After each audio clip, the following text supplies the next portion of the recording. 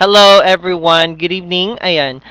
Welcome again. I'm so sorry. There's something technical glitch of my live. So, welcome again everyone. Good evening. Saang lupalop man ng Pilipinas nakarating ang ating live. Thank you so much for watching. Ayan. All right, let's start with question number 1. Which type of assessment is usually given at the end of instruction? A. Diagnostic assessment. B. Formative assessment. C. Summative assessment. D. Placement assessment. Ayan. Again, which type of assessment is usually given at the end of instruction? A. Diagnostic assessment, formative assessment, summative assessment, or placement assessment. Ayan. Please comment down your answers. Okay, that is very good. It's letter C, summative assessment. Now, diagnostic assessment that is given before the instruction. Again, that's before the instruction. What is the purpose of diagnostic assessment? To test the prior knowledge. Again, the purpose of diagnostic assessment is to test the prior knowledge. Now, what is formative assessment? Formative assessment naman, binibigay yan during instruction. Again, during instruction. Yan po ang ating tatandaan, during instruction. That is to test if naintindihan ba ng inyong mga estudyante ang topic na dinidiscuss niyo within that day.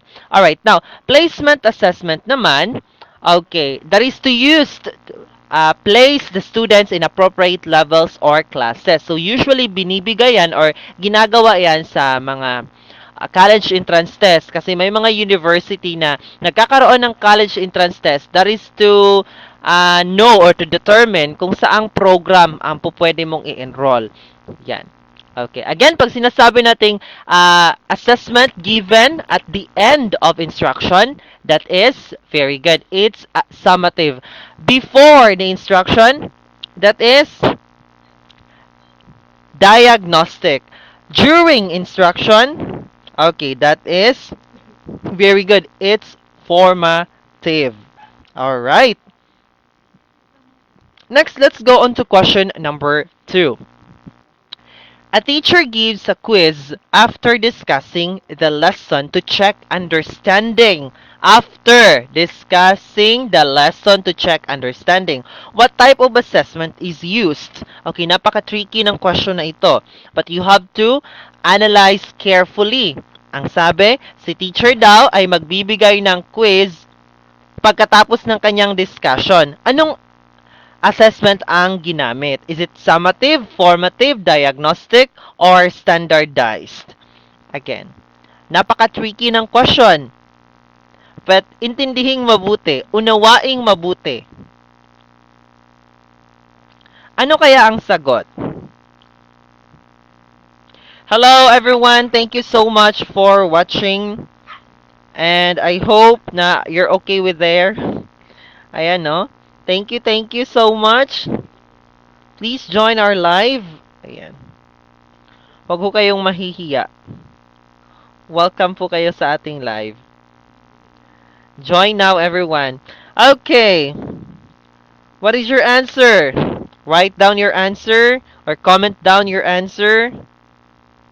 This is, yes, it's very good. It's formative. That's correct. It's formative. Kasi nga, si teacher, binigay niya yung quiz pagkatapos ng kanyang lesson. So, that's still during the instruction. That is just to test the understanding, to check the understanding of the students. Now, sir, bakit hindi summative? Ano bang sabi ko sa summative? Binibigay yan at the end of, okay, at the end of the unit or term. Again, ang summative assessment happens at the end of the unit or term. Now, formative, okay, that is during the instruction. Nung nagle-lecture ka, tapos nagpa-quiz ka, that's still during instruction. Diagnostic, okay, that's before the lesson begins or before the instruction begins. Bakit? Kasi, minimeasure natin ang prior knowledge ng ating mga estudyante at ang kanilang strength and weaknesses. Ayan. So, ang pinaka-purpose din ng diagnostic is for us to adjust our way of teaching. Now, standardized test, that is refers to uniform test. So, ibig sabihin, parehas na test questions para sa pangmalakihang scope. Example of it is the licensure examination for teachers. That's a standardized test. Bakit? Iisang test question lang naman ang sinasagutan ng buong Pilipinas sa lahat ng kumukuha ng LET. Ayan. Next, number 3. What is the main purpose of assessment of learning? A. To entertain students. B. To measure student achievement. C. To replace instruction. D. To reduce teacher workload. Again, what is the main purpose of assessment of learning? A. To entertain students. B. To measure student achievement. C. To replace instruction. D. To reduce teacher workload. Ano kaya ang sagot? Alright, that is, yes, it's letter B, to measure student achievement. Yan naman ang pinaka-purpose, bakit ina-assess natin? Kung ano na ba ang na-achieve ng bata? Ano na ba ang kanyang naintindihan sa lesson mo? Kaya, may assessment pagkatapos ng, it's either instruction or pagkatapos ng term. Okay. Ngayon, sa basic education, 3 terms na po ang in-implement ng DepEd. Dati, 4 quarters, so 4 na unit ang kinakailangang i-assess. Ngayon, 3 na lamang po kasi meron tayong first trimester, second trimester, and third trimester. Kasi nga, trimester na ang curriculum. Ayan. Next, okay, let's go on to number 4. Which tool is most appropriate for measuring complex skills like analysis and evaluation? A. True or false test. B. Essay test. C. Matching type. D. Completion test. Again, which tool is most appropriate? Be careful sa salitang most. That's very powerful in the actual board exam. Yung mga most, at least, best, except. So, we call that one except type of question. Pagka meron ka makikita na ganito ang tanungan sa actual board exam, you encircle it because that will lead you to the correct answer. So, kagaya nitong number 4, which tool is most appropriate for measuring complex skills like analysis and evaluation? A. True or false test. B. Essay test. C. Matching type. D. Completion test. Ano kaya ang sagot? B. Mayroong sumagot ng B. Paano ninyo nasabing B? Hinulaan nyo ba?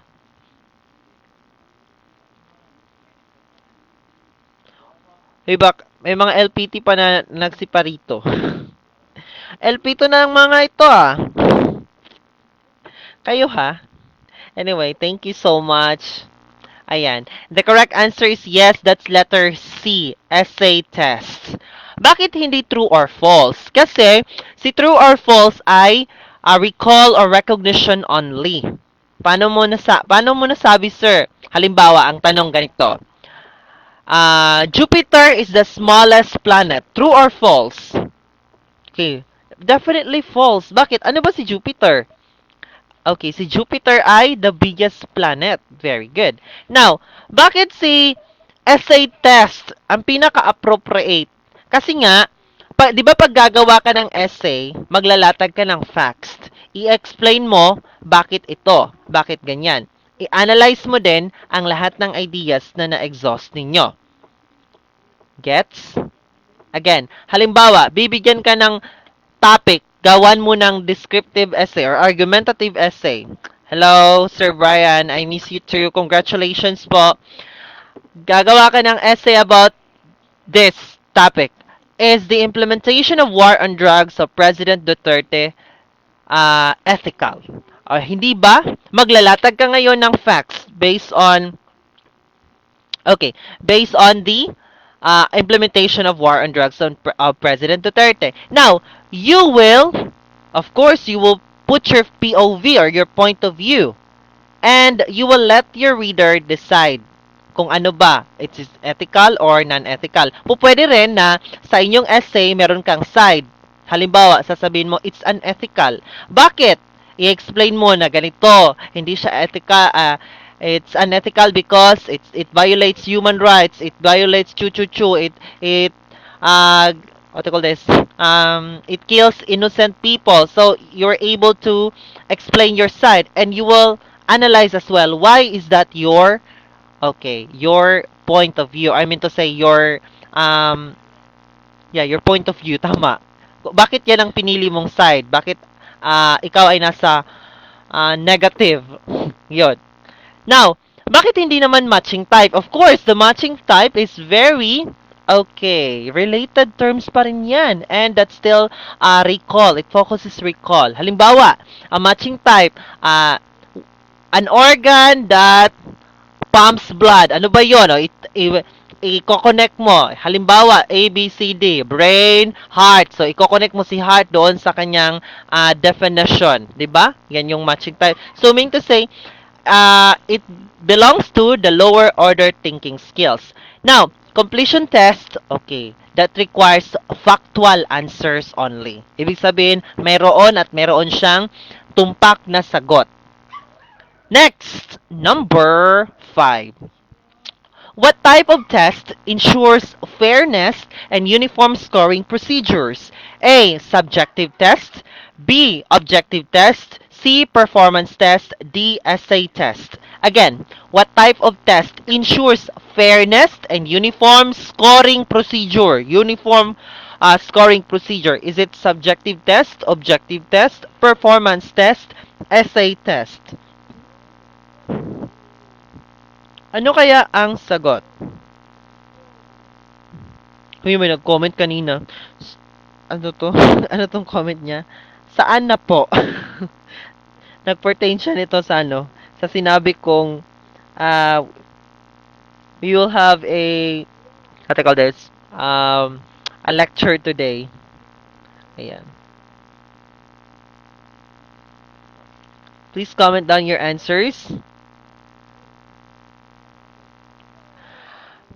Si Ma'am John Marie. Letter C daw ang kanyang sagot. Aha! Isiping mabuti, baka kayo ay mabudol. I-analyze mabuti. Again ha, ang board exam po ay hindi paunahan. So pagka mahuli ka, ibig sabihin hindi ka napapasa. Ang board exam po ay paramihan ng tamang sagot, pero hindi ito contest. Ayan ha, baka isipin ninyo na pressure na kaagad kayo kasi may naunang nag-submit. Hala, baka ganito. Tanggalin niyo yan sa isip ninyo ha, pag sa actual board exam. Ang ilagay ninyo sa isip ninyo, last ko na to, hindi na ako babalik. And I have to ensure that my answers majority are correct. So, dapat makakuha ka ng 125 out of 150. Hindi po paunahan ng board exam. Kaya, basahing maigi ang bawat tanong. Kasi ang bawat item, po pwede kang ibagsak o po pwede kang ipasa.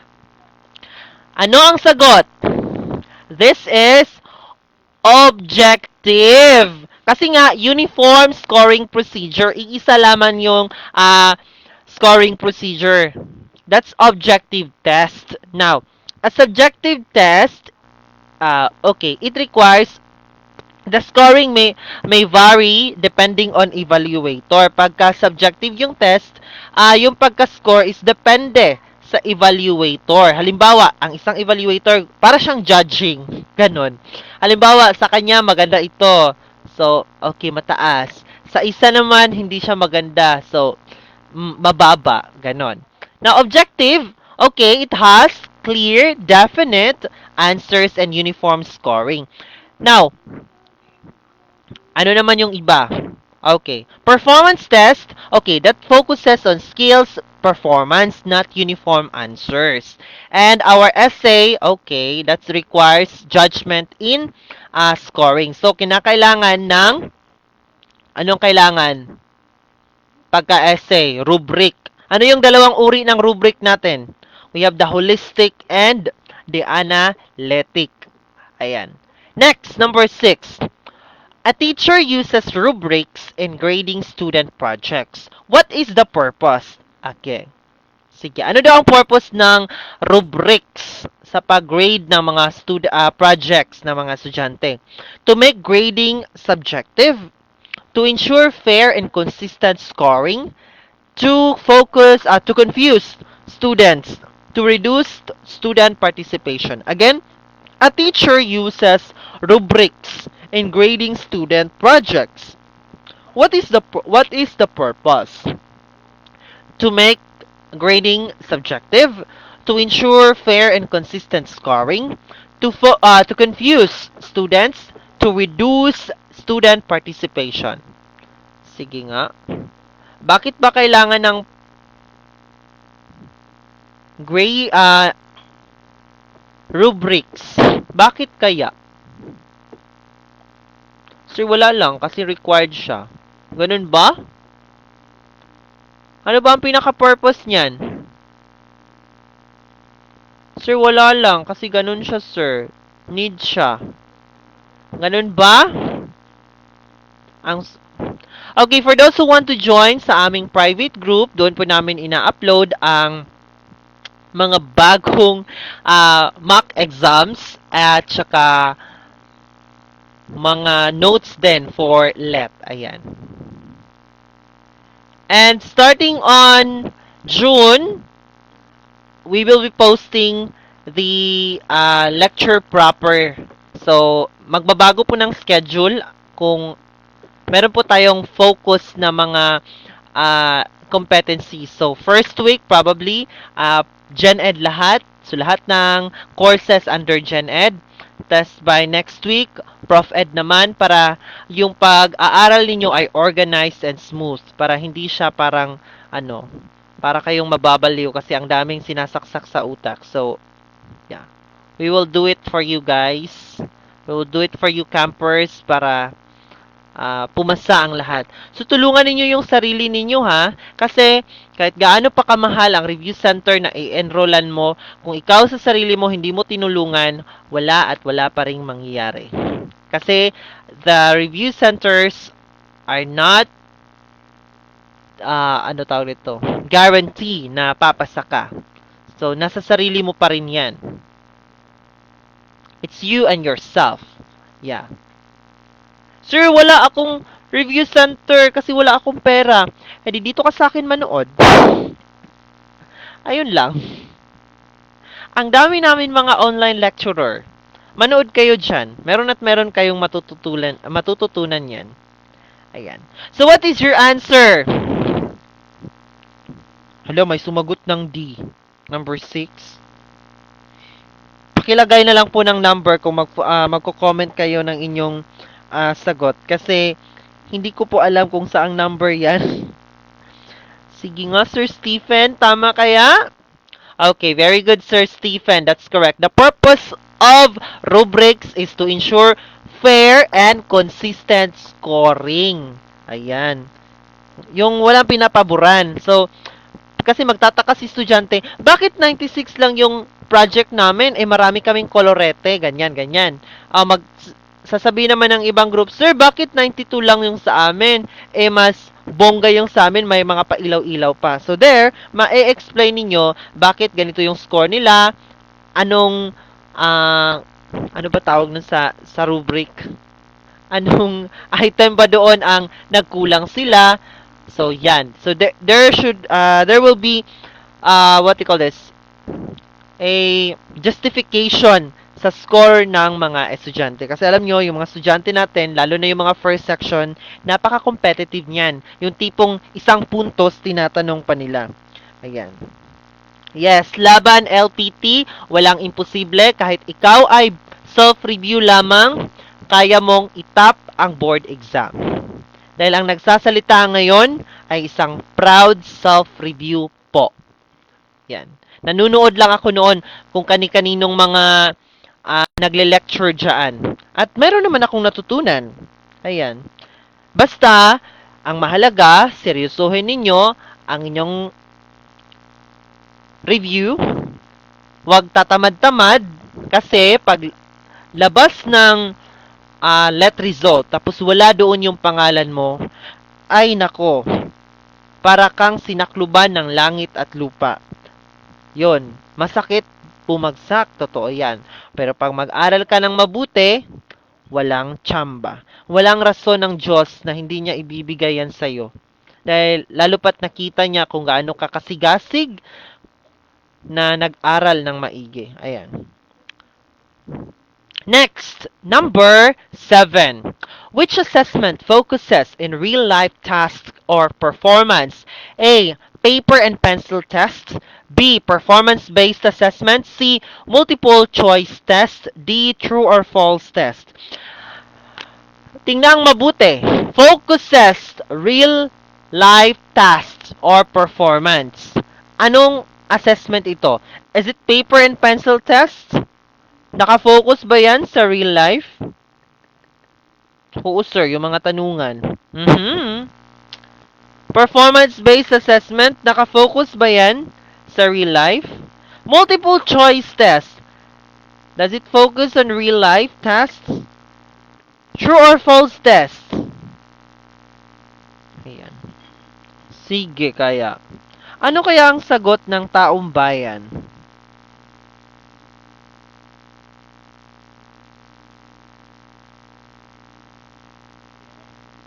Ayan.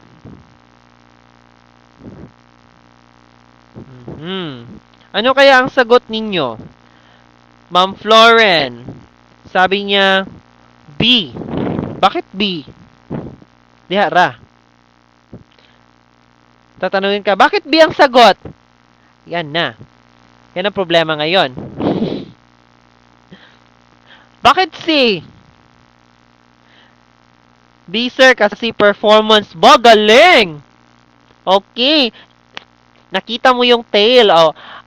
Ganito, isang tip pa sa board exam. Minsan, yung sagot ay nasa mismong tanong na din. Ayan. O pwede yan. Yung sagot nasa mismong tanong na. Okay. Real life task or performance. That is very good. It's letter B. Performance-based assessment. Ayan. Ang galing ni Sir Riti Corolio. This is from private group. Ayan. Thank you, sir. Pagpatuloy mo yan, malayong mararating mo. Baka masali pa yung pangalan mo sa mga top notchers ngayong December. Ayan. I-manifest natin yan. Alright. Next, number 8. A teacher compares student scores to rank them in class. What type of interpretation is used? A. Criterion reference. B. Norm reference. C. Diagnostic. D. Formative. Again, a teacher compares students' score to rank them in class. What type of interpretation is used? Is it criterion reference, norm reference, diagnostic, or formative? Ayan. Sige, sagot taong bayan.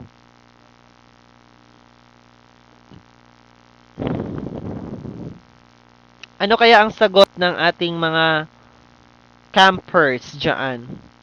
Maraming salamat po sa mga hindi ko na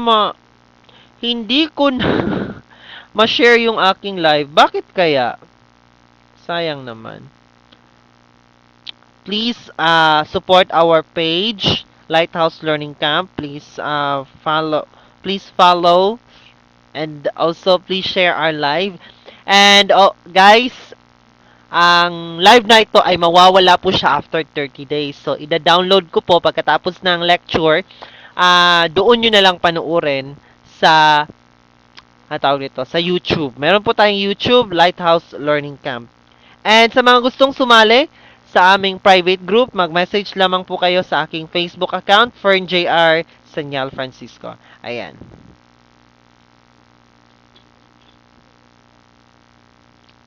Ano ang sagot? Mhm. Okay, it's norm reference.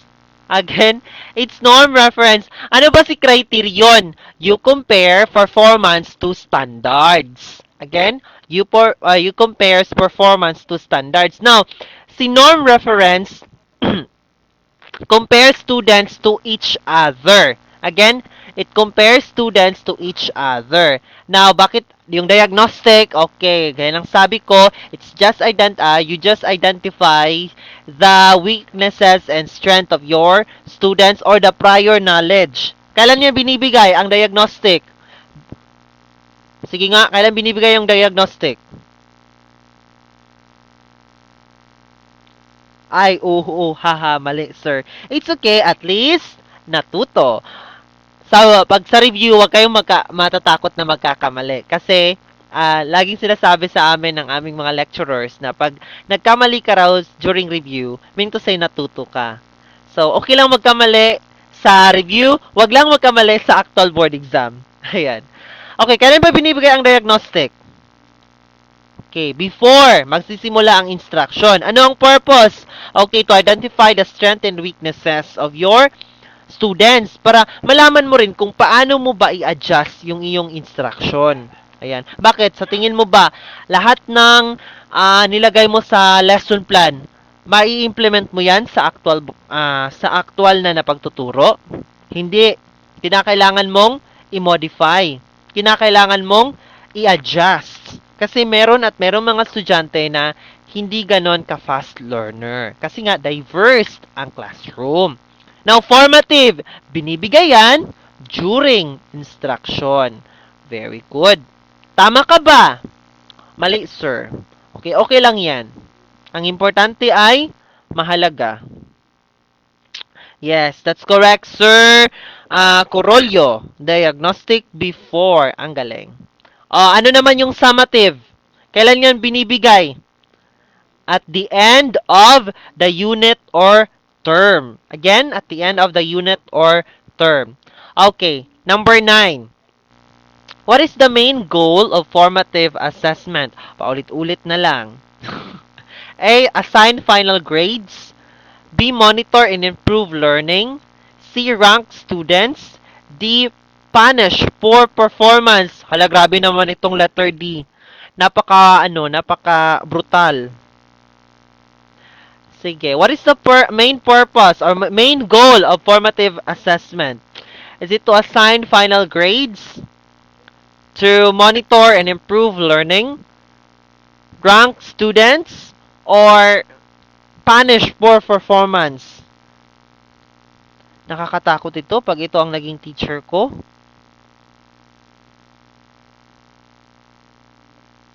Please comment down your answers. Letter B. Ba, si Ma'am Floren, nakinig talaga ito sa akin. Ilang ulit na ba ang formative assessment na na-mention ko? Maraming beses na, sir. Paulit-ulit ka. Sorry na po. Ma'am Floren, balikan mo ako ha pag ano ka na. Nag-top notcher ka ngayong December. Ayan.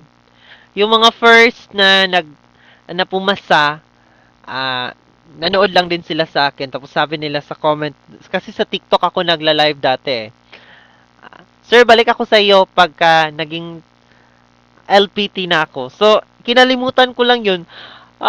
Nung lumabas na yung result, akala ko talaga biro lang kasi hindi naman ako ganun ka well-known na lecturer. Kasi nga, bago pa lang ako nag-lecture eh.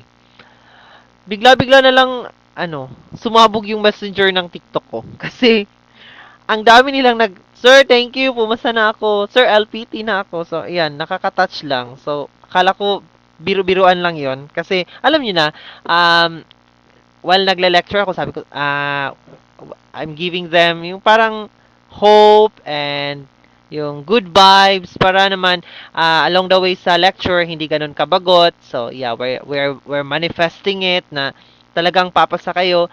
And I just forgot it. I just include them in my prayers silently Tapos hindi ko inakala na yun pala talagang tinotoo nila na sir, ayan, thank you so much. Ayan. So, anyway, ngayong December, kayo naman. Kakalimutan ko din 'yan. Alam nyo, kakalimutan ko din 'yan. Bakit ko palaging iisipin 'yan? Para ma-stress din ako. Hindi. Kakalimutan ko 'yan kasi the more ko siyang makalimutan, the more siyang nagiging totoo. Ewan ko kung bakit. Tapos lahat ng mga binibitawan kong salita, I don't know if this is exaggerated, pero nagiging totoo siya. Yan. So, Ma'am Floren, asahan mo, magiging top-notcher ka. Kung di ka man magiging top-notcher, magiging high board rater ka. Ala, sir, manghuhula ka ba? Hindi. Na-feel ko lang. O, so, sabi ni Sir Ray, letter B daw ang sagot. According to, ano ba to? Miss Halcon. Oh, yeah, Miss, kasi Precious yung pangalan eh. Halcon Precious. Napaka-unique. Halcon Precious. Ayan. Okay, that's correct. It's letter B. The purpose of formative assessment is to monitor and improve learning. Ayan, ang galing. Kailan nga ulit binibigay ang formative? That's during instruction. Ang galing ninyo ah. Okay, number 10. Which principle ensures that test measures what is it supposed to measure? Ayan. Is it reliability, validity, objectivity, usability? Di ba sa research, dapat it should be reliable and valid. Kaya meron din yan sa assessment. Pag sinasabi natin, it measures what is it supposed to measure. Is it reliability, validity, objectivity, usability? Sige nga. Ba, napaka-alert ni Sir. B. Oy, wag kayong wag kayong ma-pressure kung 13 lang yung nanonood dyan sa live ko. Anyway, ang purpose ko naman dito ay hindi para ano tawag nito? Hindi para maka-gain ng views, kundi makatulong. So anyway, RJLPT 10A. Ba! LPT na, pumunta pa rito. Thank you so much. Congratulations, Sir RJ. Ayan, Sir RJ. Congrats po. Mamahagi ka rin ng iyong LPT DAST para itong mga nanonood sa atin na nag-aim na maging LPT ay papasa din.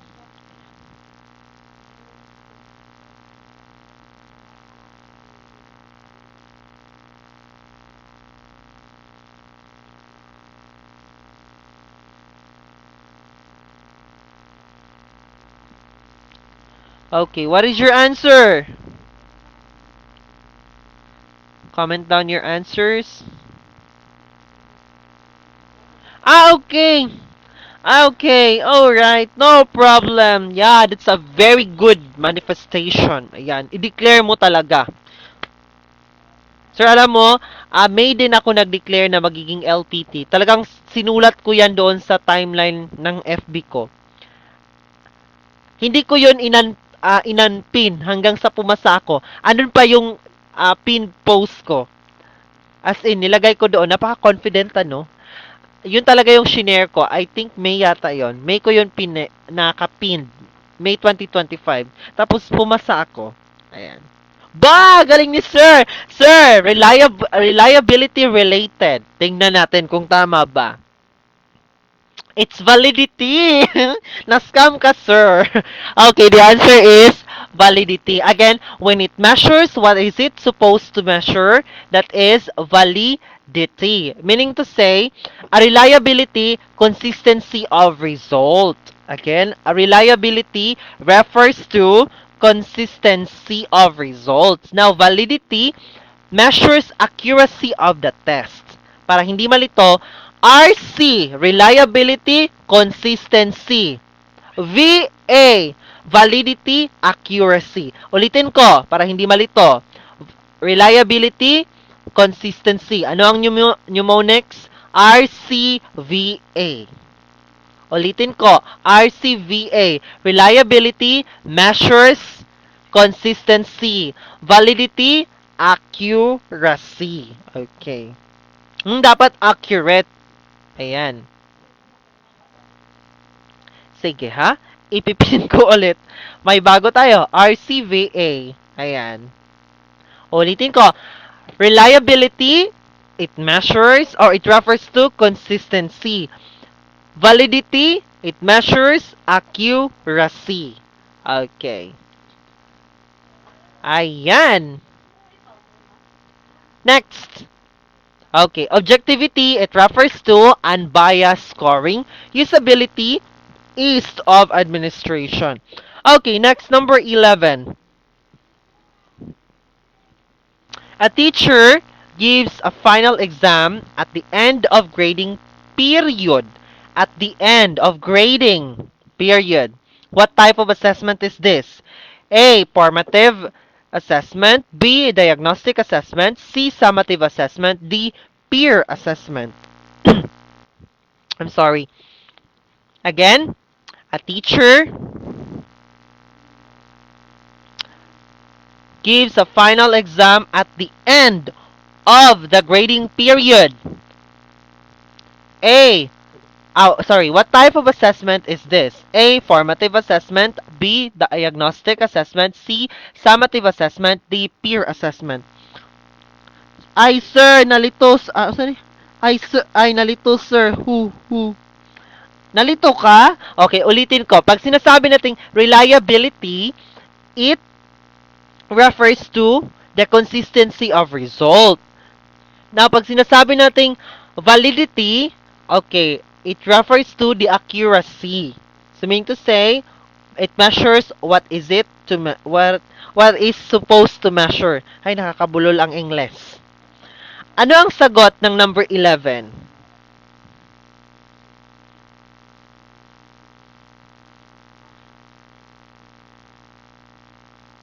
Ah, okay. Ba, ang galing ni Sir RJ. May potensyal na maging top-notcher. Ayan, Sir RJ, ha?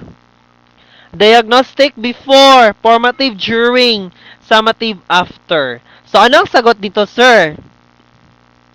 Okay, this is very good. It's summative assessment. Bakit? Oh, ayan oh, at the end of grading period. Ayan. Ayan.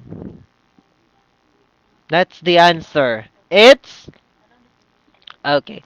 Kaya nang sabi ni Sir RJ, diagnostic before the instruction. Formative, during instruction. Summative, at the end. Ayan, galing ni Sir RJ. Very good. Napakagaling magrasyo. Alright, next, number 12. A teacher observes students while they perform a science experiment. What type of assessment is used? A. Written test. B. Performance assessment. C. Standardized test. D. Oral examination. Si teacher daw, nag-observe siya sa mga estudyante while they perform science experiment. Anong type of assessment ang ginamit? Is it written test, performance assessment, standardized test, or oral examination? Ano ang sagot ng ating mga kababayan?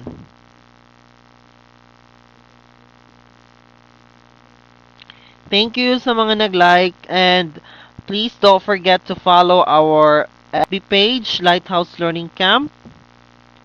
Sana'y and sa mga gusto ring sumali sa ating private group, available ho tayo. Message nyo lang po ang aking account, Fern JR Senyal Francisco. Bakit ang galing ng mga tao ngayon? Hindi ko nakita dito si ma'am, ano tawag nito? Meron ako mga suki dito eh. Wala ngayon si ma'am Rayan, baka nanood siya sa iba, okay lang yan. Si Sir Joel, nagtatrabaho pala ito si Sir Joel. Yung private group, wala masyadong nanood. Saan kayo? Ayan, nakita ko na. Ma'am Gian, Ma'am Richie Floor, ayan. Galing ito ng private group. Be careful! Ang sabi dito, Nag-o-observe si teacher sa mga students while they perform science experiment. Baka mabudol na naman kayo. Kanina nabudol kayo. Okay, that is, ano kaya ang sagot? I-reveal na natin. Okay, that's performance assessment. Again, it's performance assessment. Tama po kayo, Sir Ray, Ma'am Jayen, Ma'am Richie Flor, and Sir Riti. Ayan. Oh, Ma'am Marjorie. Hello! Galing ito ng private group. Maraming salamat. Ayan. Bongga, galing ninyo ah! Okay. Next, number 13. What is the purpose of diagnostic assessment? Ayan. Pag mamali kayo dito, kukulitin ko yung singit ninyo. A. To assign final grades.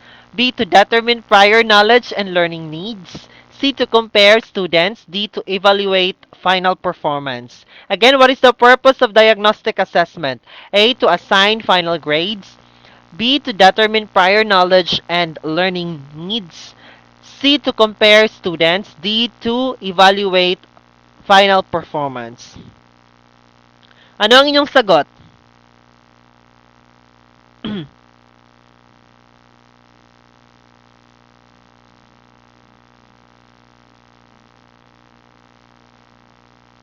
What is your answer?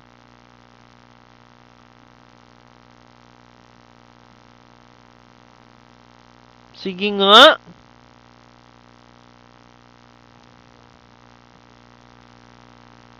Aba, si Sir RJ, diagnostic also measures strength and weaknesses. Yeah, that's true. That's correct. Tama po, Sir RJ. Ang galing mo, Sir RJ, ha? Sir RJ, kapag ikaw ay masali sa top 10, good job. Huwag mo akong kakalimutan. Anyway, sa darating na December, magsilayas kayo sa akin, ha? Ayoko na makita yung mga pagmumukha ninyo. Yung mga nasa private group, ha? Lumayas na kaagad kayo pagkatapos ng December. Lalayas kayo kasi LPT na. Gusto kong hiwalayan nyo na kaagad ako. Diyos ko, wag na kayong bumalik. Kaya ngayon pa lang, wag kayong tatamad-tamad. Wag hihiga-higa, wag tutulog-tulog. Ayan. Sir, hindi talaga po pwedeng magpahinga. Po pwedeng magpahinga, pero wag dapat wala ng pag-asa. Ayan. Ano ang sagot? Taong bayan? Taong bayan, taong grasa. Taong bayan. Ang gugwapo ng aking mga reviewees.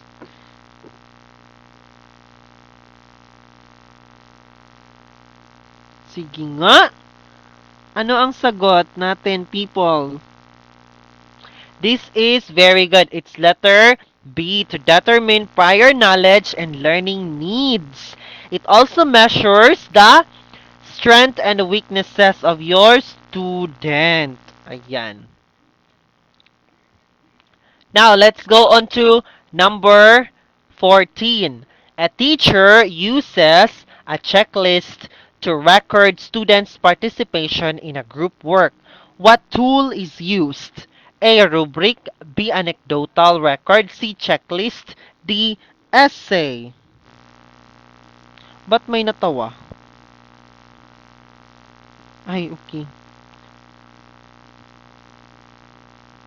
Anyway, may natawa talaga.